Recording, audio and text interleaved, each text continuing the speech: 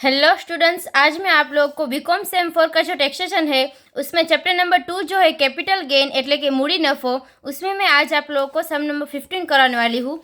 तो यहाँ पे इस समय आप लोग को ऐसा बोला गया है कि Shri Tarak Mehta has provided to the following details of previous year 2022-23 compute taxable capital gain for the assessment year 2023-24 એટલે કે અહીં તેનું ગુજરાતીમાં આપેલું છે કે શ્રીમાન તારક મહેતાએ પાછલા વર્ષ 2022-23 માટે નીચે મુજબની માહિતી આપી છે અને આકારણી વર્ષ 2023-24 માટે करपात्र मूडी नफा की गणतरी करो। ठीक है, यहाँ पे आप लोगों को इन्फॉर्मेशन दी गई है। उसके बाद आगे ऐसा बोला गया है कि the fair market value of the self residential house was 35 lakh as on 1 April 2001. The listed shares of the company were subject to STT. The fair market value of listed shares on 31st January 2018 was 8,50,000 और यहाँ पे आप लोगों को index number भी दिया गया है। ठीक है, फाइनेंशियल ईयर 2001-2 का है 100 और यहाँ पे 5-6 का है 117, 13-14 का है 220 और 19-20 का 289 दिया है और लास्ट में 22-23 का आप लोग को 331 दिया है। ठीक है, એટલે કે અહીં ગુજરાતીમાં આપેલું છે કે અંગત રહેઠાણના મકાનનું તારીખ 1/4/2001ના રોજ વાજબી બજાર મૂલ્ય 35 લાખનું હતું અને કંપનીના શેરો એસટીટીને પાત્ર છે। આ શેરોની તારીખ 31/1/2018ના રોજની વાજબી બજાર કિંમત 8,50,000ની હતી અને સૂચકાંકો નાણાકીય વર્ષના આપેલા છે। ठीक है, तो यहाँ पे आप लोगों को फर्स्ट क्या करना है, जो रेसिडेंशियल हाउस आप लोगों को असेट्स में दिया गया है फर्स्ट वो लेना है। ठीक है, इसमें आप लोगों को क्या करना है, तो फर्स्ट यहाँ पे जो सेलिंग प्राइस दी गई है उसमें से आप लोगों को लेस करना होगा लास्ट में जो दिया गया है ट्रांसफ़र एक्सपेंसिस એટલે કે અહીંયા આગળ થશે फेरबदलीना खर्चा। ठीक है, तो यानी कि 1,04,70,000 में से आप लोगों को लेस करना होगा 25,000। तो यहाँ पे फर्स्ट आप लोगों को लिखना होगा रेसिडेंशियल हाउस का और अमाउंट हम लोग कितना लिखेंगे, तो यहाँ पे हम लोग लिखेंगे सेलिंग प्राइस એટલે કે વેચાણ કિંમત થશે और अमाउंट है 1,04,70,000। उसमें से आप लोगों को लेस करना होगा ट्रांसफ़र एक्सपेंसिस। ठीक है, એટલે કે शेयर बदलीना खर्चा और अमाउंट है यहाँ पे 25,000 की। तो अगर यहाँ पे हम लोग लेस करें तो हम लोग को क्या मिलेगा, तो नेट सेलिंग प्राइस मिलेगा એટલે કે અહીંયા આગળ ચોખ્ખું વેચાણ કિંમત મળશે।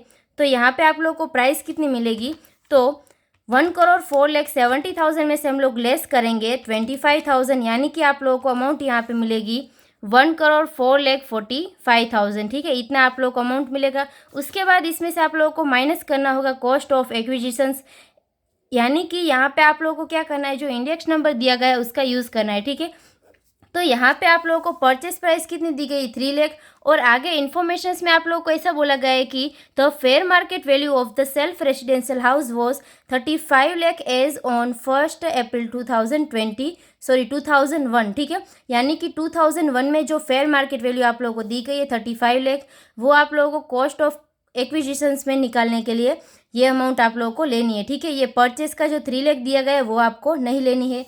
तो यहाँ पे ब्रैकेट में हम लोग क्या लिखेंगे, तो 35 लाख लिख देंगे। इनटू आप लोगों को क्या करना है, तो इंडेक्स नंबर करना होगा। तो यहाँ पे सेल कब किया है, तो 2023 में, तो यानी कि उसका इंडेक्स नंबर 331 आप लोगों को दिया गया है। तो यानी कि 331 और डिवीज़न में हम लोग डिवाइड क्या करेंगे उसमें, तो यहाँ पे परचेस कब किया था, तो 1 अक्टूबर 1995 है। ठीक है, तो इसमें हम लोग को क्या लेना है, तो यहाँ पे 2001 और 2 का जो आप लोगों को इंडेक्स नंबर दिया गया है 100, वो आप लोगों को लेना है। ठीक है, तो यहाँ पे हम लोग नीचे लिख देंगे 100 और उसके बाद अगर हम लोग कैलकुलेशन करें तो 35 लाख इंटू 331 और डिवाइडेड बाय हम लोग 100 करेंगे तो आप लोग को यहाँ पे कितना अमाउंट मिलेगा, तो हम लोग यहाँ पे लिखेंगे 1,15,85,000। ठीक है, इतनी आप लोगों को अमाउंट मिलेगी और अगर इन दोनों का हम लोग माइनस करें तो आप लोगों को लॉस मिलेगा। ठीक है, प्रॉफिट यहाँ पे नहीं मिलेगा।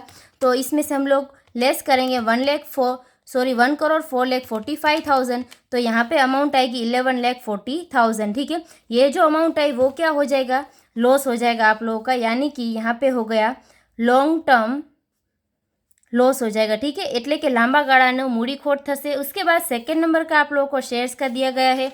तो शेयर्स में आप लोगों को क्या करना है, तो लिस्टेड इक्विटी शेयर्स दिया गया है और इसमें डेट कौन सी दी गई सेल की, तो 1 मार्च 2023 दिया गया है और परचेस की डेट कौन सी दी गई है, तो 1 सितंबर 2005 दिया गया है, ठीक है। यानी कि इसमें आप लोगों का रूल क्या है, अगर 2018 से पहले परचेस किया है और 2018 के बाद सेल किया है तो हम लोगों को क्या यहाँ पे यूज़ करना होगा, तो ग्रैंडफादरिंग प्रोविज़न जो था वो आप लोगों को यहाँ पे अप्लाई करना है, ठीक है।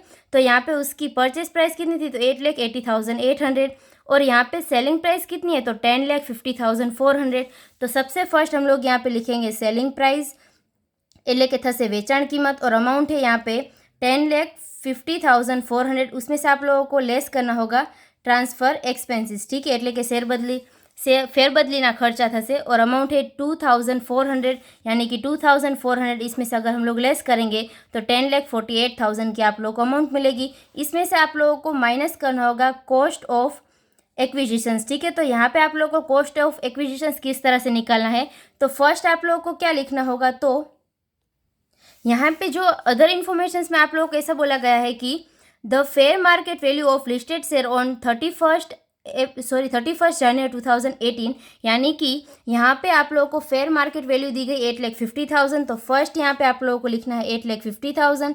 उसके बाद सेकंड नंबर का आप लोगों को लिखना होगा सेलिंग प्राइस, ठीक है। यहाँ पे ये जो आप लोगों को नेट सेलिंग प्राइस मिली वो लिखना है, तो उसकी अमाउंट है यहाँ पे 10,48,000। देन उसके बाद इन दोनों में से जो भी लोअर है, विच एवर इज़ लोअर, वो आप लोग को एल वैल्यू लेना है, ठीक है। तो इन दोनों में से 8,50,000 कम है, तो यहाँ पे हम लोग एल वैल्यू लेंगे 8,50,000। उसके बाद यहाँ पे फर्स्ट आप लोगों को लिखना होगा एल वैल्यू, यानी कि 8,50,000। उसके बाद सेकेंड नंबर का आप लोगों को लिखना है यहाँ पे परचेस प्राइस कितना आप लोग को दिया गया है वो लिखना है, ठीक है, यानी कि 8,80,800।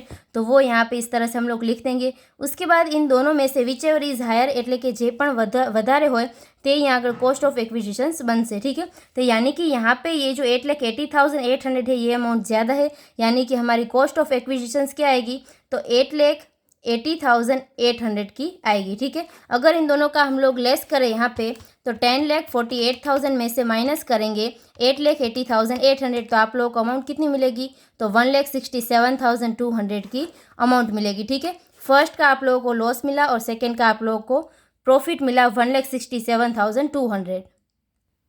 देन उसके बाद यहाँ पे आप लोगों को थर्ड नंबर में दिया गया है कि पर्सनल मोटर कार, तो वो यहाँ पे कैपिटल गेन में हम लोग काउंट नहीं करते हैं, ठीक है। उसके बाद फोर्थ नंबर का आप लोग को ज्वेलरी दिया गया है, तो अभी हम लोग कैलकुलेशन करेंगे ज्वेलरी का। तो यहाँ पे हम लोग फोर्थ नंबर करके लिखेंगे। तो यहाँ पे ज्वेलरी की आप लोगों को सेलिंग प्राइस कितनी दी गई है, तो सेलिंग प्राइस है 39 लाख। तो आप लोगों को यहाँ पे सेलिंग प्राइस लिखनी होगी, सेलिंग प्राइस 39 लाख। उसमें से आप लोगों को लेस करना होगा ट्रांसफ़र एक्सपेंसिस, એટલે કે फेरबदलीना खर्चा हो, तो उसमें आप लोगों को 30,000 की अमाउंट दी गई है, तो यहाँ पे हम लोग लेस करेंगे 30,000, यानी कि आप लोगों को यहाँ पे अमाउंट कितना मिलेगा, तो 38,70,000 की अमाउंट मिल जाएगी।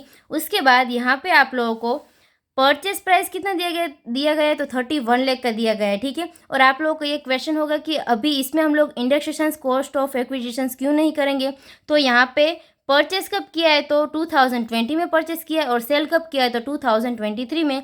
ये अगर परचेस 2001 से पहले का होता, यानी कि 1999 से वो पीरियड में अगर होता, यानी कि 2001 से पहले का, तो हम लोगों को इंडेक्सेशन कॉस्ट ऑफ एक्विजिशंस निकालना होता, मगर वो अभी हम लोग नहीं निकालेंगे। डायरेक्टली जो परचेस प्राइस आप लोगों को दी गई है वो आप लोगों को लेस करना होगा, ठीक है। यानी कि यहाँ पे हम लोग 31 लाख लेस करेंगे, तो आप लोगों को अमाउंट कितनी मिलेगी, तो यहाँ पे 7,70,000 की अमाउंट मिल जाएगी, ठीक है। इस तरह से फोर्थ नंबर का हम लोगों ने काउंट किया। देन उसके बाद आगे आप लोगों को फिफ्थ नंबर का जो रेसिडेंशियल हाउस दिया गया है वो यहाँ पे सेल नहीं हुआ है, ठीक है। यानी कि यहाँ पे ये जो हाउस है वो सिर्फ और सिर्फ परचेस किया है। तो अभी आगे हम लोग क्या करेंगे, तो यहाँ पे तो कुछ भी नहीं आएगा फिफ्थ नंबर के कैलकुलेशन में। तो अभी हम लोग क्या करेंगे, तो आप लोगों को जो फर्स्ट मिला ये आप लोगों को लॉन्ग टर्म कैपिटल लॉस मिल गया, और सेकेंड नंबर का जो मिला वो क्या मिला, तो वो भी हो जाएगा यहाँ पे लॉन्ग टर्म कैपिटल गेन, ठीक है। ये आप लोगों को गेन मिला और यहाँ पे लॉस मिला।